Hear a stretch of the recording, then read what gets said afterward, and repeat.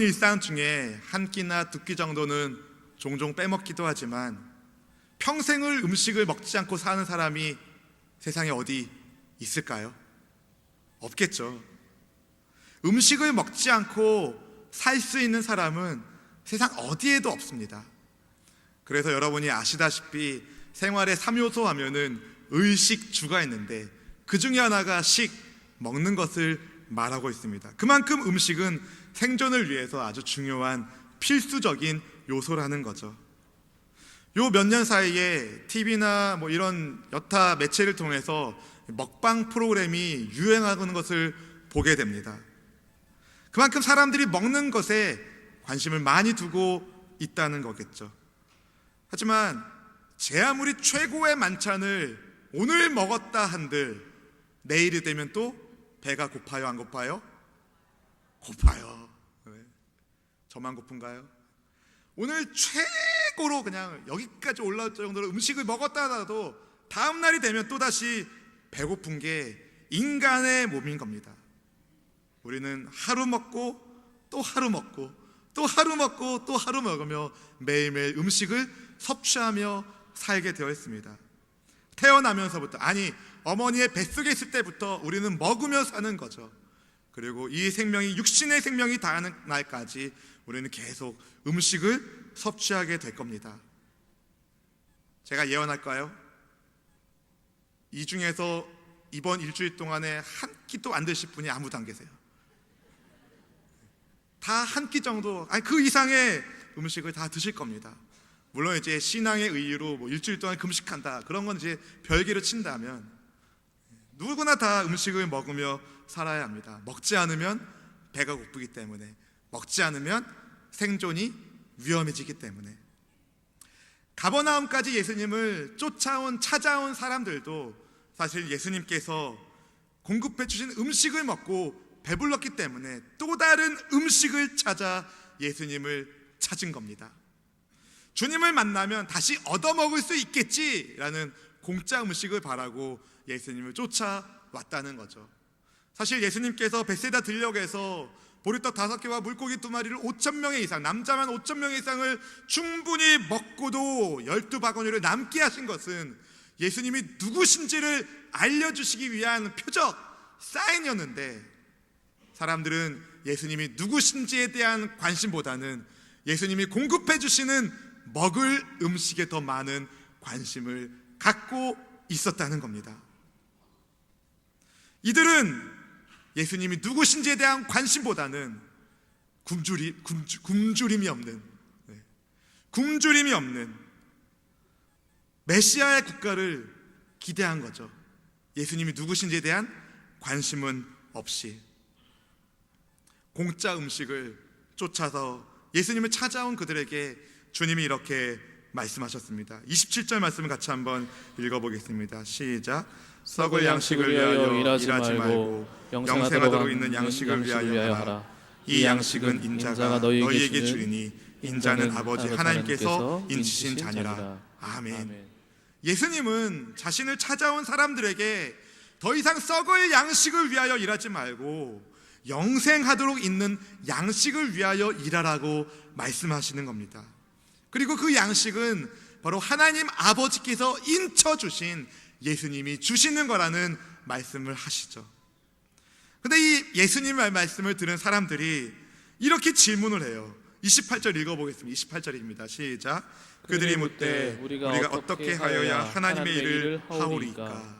우리가 어떻게 해야 하나님의 일을 합니까? What shall we do? 우리가 무엇을 해야 하나님의 일을 하는 겁니까? 이런 질문을 던집니다.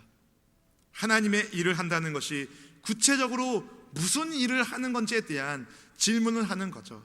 이에 대해 주님께서 이렇게 말씀하시죠. 29절 읽어봅니다. 시작. 예수께서 대답하여 이르시되 하나님께서 보내신 이를 믿는 것이 하나님의 일이니라 하시니. 아멘. 하나님께서 보내신 나를 믿는 것이 하나님을 믿는 것이다 라는 말씀을 예수님이 하신 겁니다.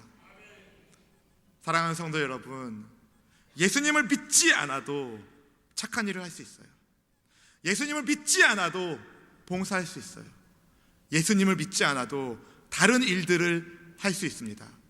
그러나 예수님을 믿지 않는 일, 예수님을 믿는 믿음 없이 행해지는 일들은 하나님의 일이 아닙니다. 그러나 아무리 하찮고 보잘것없는 일이라 할지라도 그 안에 예수님을 믿는 믿음 안에서 행하는 모든 일들은 하나님의 일인 거죠. 그런데 이런 예수님의 답변이 사람들 마음에 별로 안 들어요. 뭔가 거창한 것, 뭔가 좀 획기적인 것, 우와 할 만한 것을 들려주실 것 같은데, 나를 믿는 사람, 예수님을 믿는 사람이 하나님의 일을 하는 것이다 라는 말씀을 하시니까, 그러니까 또 다른 이런 질문을 던지는 겁니다. 우리 30절 말씀 같이 한번 읽어봅니다. 시작. 그들이 묻되 그러면 우리가 보고 당신을 믿도록 행하시는 표적이 무엇이니까? 하시는 일이 무엇이니까? 네, 지금 사람들은 예수님께서 뭔가 보여주면 그때 믿겠다는 겁니다. 예수님, 당신을 믿는 것이 하나님의 일이라면 당신을 믿을 수 있도록 뭔가를 좀 보여주세요. 주세요. 보여주세요. 그러면서 다른 것 같은 말을 덧붙이죠. 31절 읽어보겠습니다. 기록된 바 하늘에서 그들에게 떡을 주어 먹게 하였다 함과 같이 우리 조상들은 광야에서 만나를 먹었나이다. 아멘. 지금 이 사람들은 보여주세요, 보여주시면 믿겠습니다. 모세가 하늘에서 만나를 준 것처럼 당신도 뭔가를 보여줘야 우리가 믿지 않겠습니까? 라는 이야기를 하는 겁니다. 모세는 광야에서 만나를 내리는 표적을 보여줬는데 당신은 뭔가 내리는 표적을 우리에게 보여준 적이 있느냐? 우리에게 뭔가를 보여준다면, 표적을 보여준다면 그런 다음에 내가 믿겠다라는 이야기를 사람들이 하는 겁니다. 사람들은 본 다음에 믿으려고 해요. 사람들의 순서는 본 다음에 믿는 것입니다. 그런데 하나님의 순서는 정반대입니다. 믿음 가운데 보는 거죠. 믿음이 있어야 보이는 겁니다. 그런데 사람들은 본 다음에 믿음을 가지려고 해요. 어떤 기적을 보여라, 어떤 표적을 보여라, 그리하면 내가 믿겠다라는 이야기를 하는 겁니다. 심지어 예수님께서 십자가 위에서 죽으실 때에도 사람들은 십자가 위에 매달리신 주님을 향하여 희롱하며 이런 말을 했습니다. 마태복음 27장 42절 말씀을 같이 한번 읽어보겠습니다. 시작. 그가 남은 구원하였으되 자기는 구원할 수 없도다. 그가 이스라엘의 왕이로다. 지금 십자가에서 내려올지어다. 그리하면 우리가 믿겠노라. 그리하면 우리가 믿겠다. 네가 십자가 위에서 내려오면 그제야 우리가 믿겠다라는 이야기를 사람들이 하는 겁니다. 사람들의 순서는 본 다음에 믿으려고 해요. 본 다음에 믿으려고 합니다. 본 다음에 믿으려고 하니까 믿음이 안 생겨요. 그런데 하나님의 방법은 믿음 다음에 보게 되는 것이죠. 아멘. 그래서 히브리서 11장 1절 말씀은 이렇게 말하고 있는 겁니다. 함께 읽어보겠습니다. 믿음은 바라는 것들의 실상이요 보이지 않는 것들의 증거니, 보지 못하는 것을 믿는 것, 그것이 곧 믿음인 거죠. 예수님께서도 의심 많은 도마에게 이런 말씀하셨어요. 네가 보아야 믿느냐? 보지 않고도 믿는 자가 복되도다. 사랑하는 주의 성도 여러분, 여러분의 믿음은 어디에서 출발했습니까? 보는 것에서 출발했습니까? 아니면 믿음부터 시작했습니까? 사람들의 순서, 본 다음에 믿기, 하나님의 순서, 믿음 다음에 보기, 완전히 정반대의 것이기 때문에 우리가 믿음을 갖기에는, 우리 스스로가 믿음을 갖기에는 부족한 거죠. 우리는 자꾸 본 다음에 믿으려고 하니까. 그렇기 때문에 예수님을 믿는 믿음을 갖게 된다는 것은 하나님의 전권적인 이끄심이 있어야 하는 겁니다. 여러분이 지금 이 자리에서 예배하고 있다는 것은, 예배 자리에 참석하고 있다는 것은 하나님의 강권적인 인도하심에 따라 이곳에 오신 것으로 아시기 바랍니다. 하나님의 인도하심에 따라서 우리가 여기 있는 거죠. 하나님의 이끄심에 따라서 우리가 예수님을 믿게 되는 겁니다. 우리 하나님께서 사람과 예수님 안의 그 만남을 통해서 그 속에서 사람 안에 믿음을 일으켜 주시기 때문입니다. 자신들의 성경 지식을 뽐내면서 광야에서 우리 조상들은 만나를 먹었는데요, 당신은 뭘 보여주겠습니까? 라고 묻는 사람들, 예수님에게 모세처럼 뭔가 보이라고 기대하는 사람들에게 주님이 다음과 같이 말씀하십니다. 우리 32절과 33절 말씀을 같이 한번 읽어보겠습니다. 시작. 예수께서 이르시되 내가 진실로 진실로 너희에게 이르노니 모세가 너희에게 하늘로부터 떡을 준 것이 아니라 내 아버지께서 너희에게 하늘로부터 참떡을 주시나니 하나님의 떡은 하늘에서 내려 세상에 생명을 주는 것이니라. 아멘. 예수님 앞에서 성경적 지식을 뽐내면서 우리 조상들은 광야에서 만나를 먹었는데 이런 성경 지식을 뽐내면서 모세처럼 당신은 뭔가를 보여줄 수 있습니까? 라고 말하는 사람들에게 그들이 가지고 있는 잘못된 성경 지식을 주님께서 고쳐주고 계십니다. 하늘에서 떡을 주시는 분은 모세가 아니라 하나님이세요. 아멘. 하나님이 주시는 겁니다. 하나님이. 모세가 준 게 아니에요. 그리고 하나님은 과거에만 떡을 주시는 분이 아니라 지금도 주시는 분이십니다. 그리고 하늘로부터 내려오는 하나님의 떡은 우리에게, 세상에게 생명을 주는 생명의 떡입니다. 그 떡이 바로 예수님이라고 주님이 말씀하고 계신 거죠. 그런데 이스라엘 사람들, 이 유대 사람들이 예수님의 하시는 말씀을 도무지 이해할 수가 없어요. 알아들을 수가 없습니다. 그러니까 다시 이렇게 이야기하는 겁니다. 주여, 이 떡을 항상 우리에게 주세요. 그런 떡이 있다면 우리에게 항상 주세요라는 말을, 요청을 사람들이 주님께 합니다. 예수님이 누구신지에 대한 이해가 없는 거죠. 그런 그들에게 예수님이 요한복음 6장의 핵심 구절, 복음의 핵심 구절에 말씀을 하십니다. 바로 35절 말씀입니다. 같이 한번 읽어보겠습니다. 시작. 예수께서 이르시되 나는 생명의 떡이니 내게 오는 자는 결코 줄이지 아니할 터이요 나를 믿는 자는 영원히 목마르지 아니하리라. 아멘.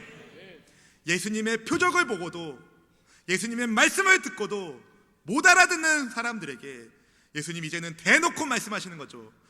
나는 생명의 떡이다. 내가 생명의 떡이다라고 대놓고 말씀하시는 겁니다. 왜 예수님은 스스로를 가리켜 생명의 떡이라고 말씀하실까요? 첫째로 예수님 안에 생명이 있기 때문에, 예수님 안에 생명이 있기 때문에 하늘로부터 내려오는 생명의 떡, 세상에 생명을 주는 하나님의 떡은 예수님이십니다. 예수 그리스도, 그분이 곧 하나님의 떡인 거죠. 사랑하는 성도 여러분, 사람에는 두 가지 배고픔이 있어요. 하나는 육체적인 배고픔, 또 하나는 영적인 배고픔이 있습니다. 육체적인 배고픔을 해결하려면 어떻게 하죠? 뭘 어떻게 해요? 먹어야죠. 음식을 먹어야 육체적인 배고픔이 해결됩니다. 그럼 영적인 배고픔의 문제는 어떻게 해결해야 하죠? 음식을 많이 먹으면 영적으로 채워집니까? 영적인 음식을 먹어야 하네요. 영적인 양식을 먹지 않고는 영적인 배고픔을 해결할 길이 없습니다. 그런데 사람이 어떻게 영적인 음식을 만듭니까? 어떻게 인간이 영적인 음식을 만들 수 있습니까? 못해요. 못하는 겁니다. 그렇기 때문에 하늘에서 하늘 양식, 영의 양식이 내려오신 거죠.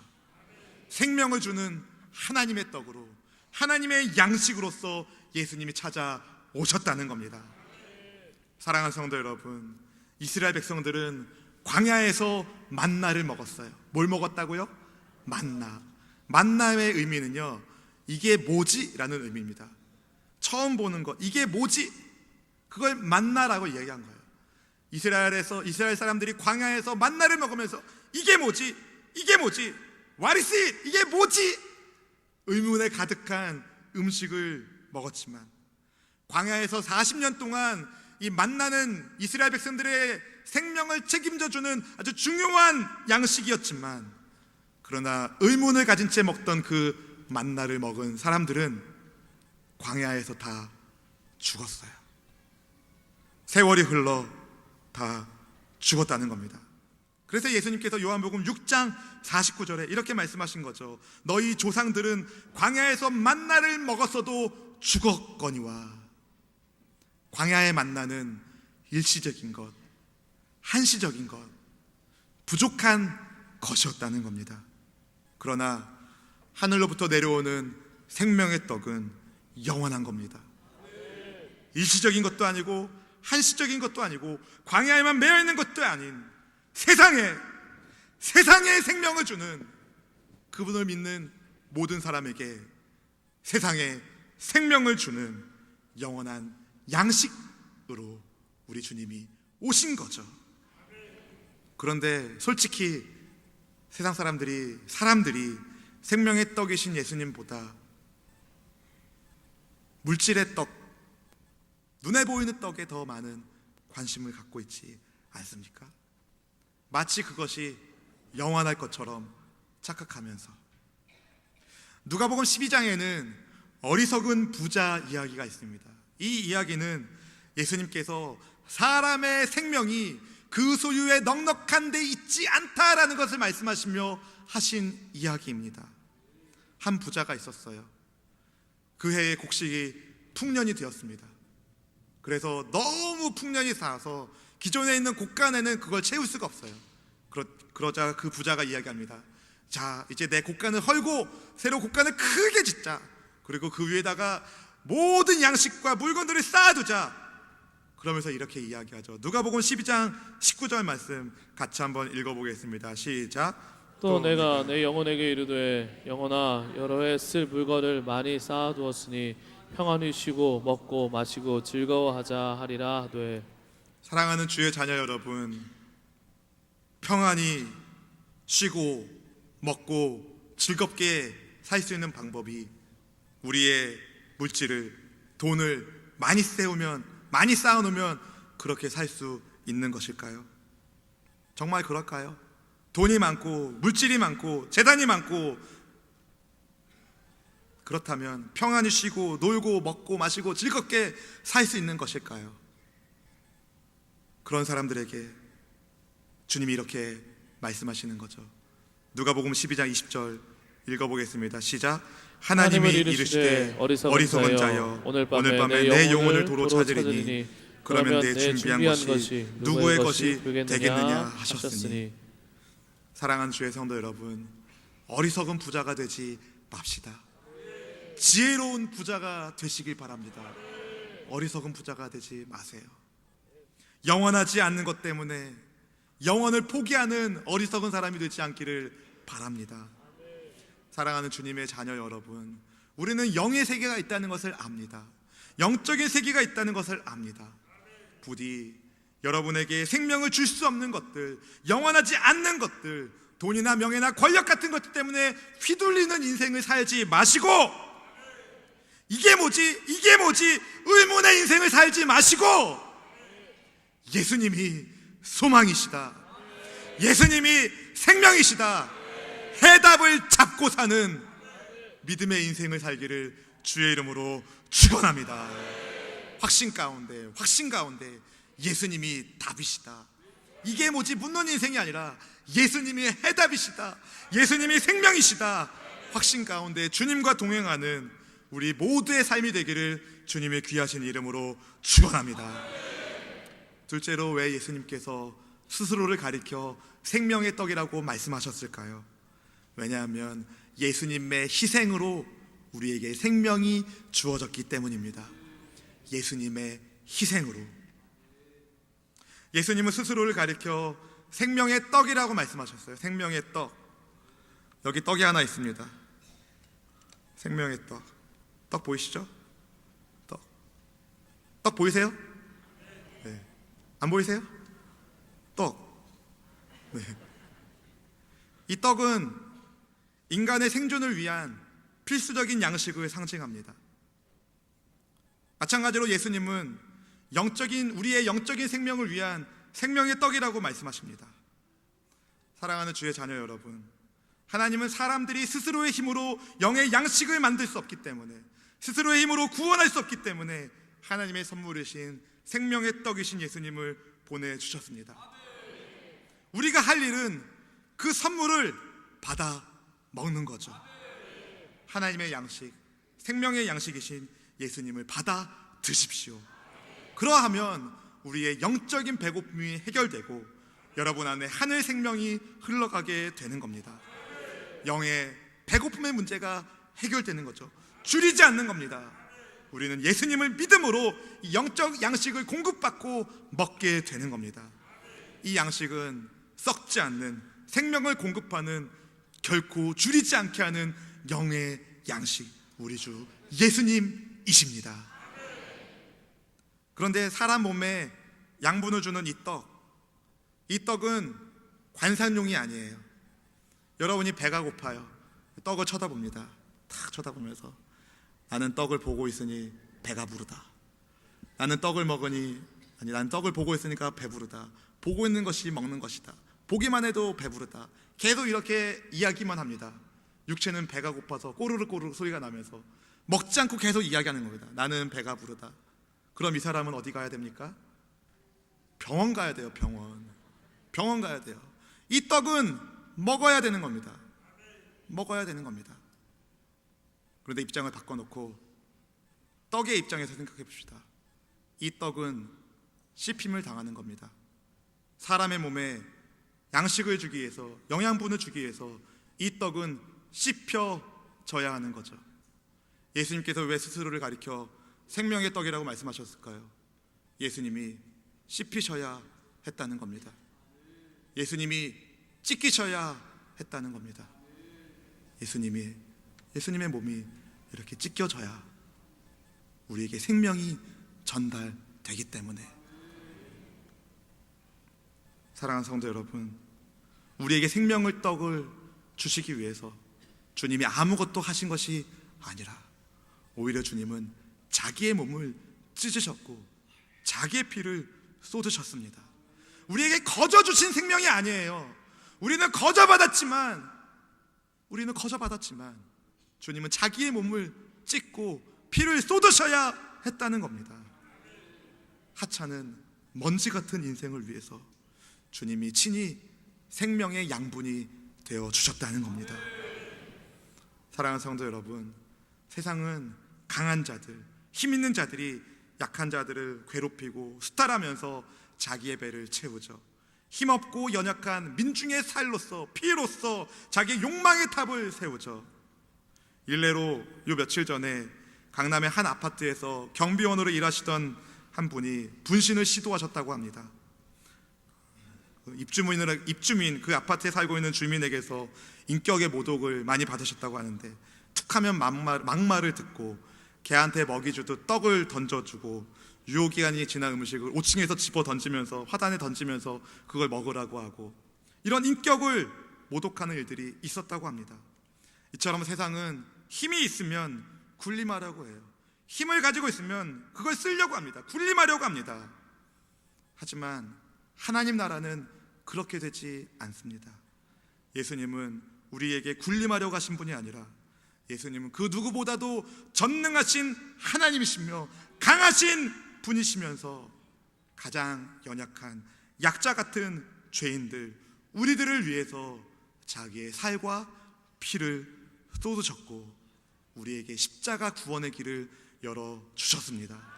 우리는 예수님의 십자가 희생으로 생명을 얻게 된 겁니다. 그냥 먹고 남은 떡을 준 게 아니에요. 하늘에서 먹고 남은 떡을 준 게 아니라 하늘 그 자체이신 예수님이 오신 거죠. 저와 여러분에게 생명을 주시려고. 웨이터의 법칙이라는 것이 있다고 합니다. 웨이터 법칙. 자기보다 약한 사람들을 대하는 태도를 보면 그 사람의 인격이 나타난다라는 겁니다. 웨이터직. 예수님은 그분의 완전하신 인격을 우리에게 생명을 주시면서 보여주셨습니다. 사랑하는 주의 성도 여러분, 여러분이 예수님 믿는 믿음의 사람이라면 예수님처럼 섬기는 삶을 살기를 주의 이름으로 축원합니다. 사랑하는 우리 수원순복의 성도 여러분, 예수님께서 십자가 위에서 우리를 위해서 죽으셨고 그 죽으신 주님이 부활의 예수님이신 그 사실을 믿으신다면, 여러분 안에는 생명이 있습니다. 예수님 앞에 나오세요. 예수님 앞에 나오세요. 주님을 믿는 사람은 결코 줄이지 않고, 주님을 믿는 사람은 결코 목마르지 않는다고 주님이 말씀해 주셨습니다. 예수님을 만난, 예수님을 믿는 사람이 진짜 복 있는 사람이 되는 겁니다. 사랑하는 성도 여러분, 여러분이 인생에 있어서 성취하고 싶은 여러분의 인생의 마지막 최종 골은 도대체 무엇입니까? 그것이 여러분에게 참 기쁨과 행복을 가져다 줄 거라고 어떻게 확신하며 사십니까? 기억하십시오. 예수님만이 우리의 영적인 배고픔과 영적인 갈증을 해결할 수 있는 유일하신 하나님의 양식이라는 사실을 말입니다.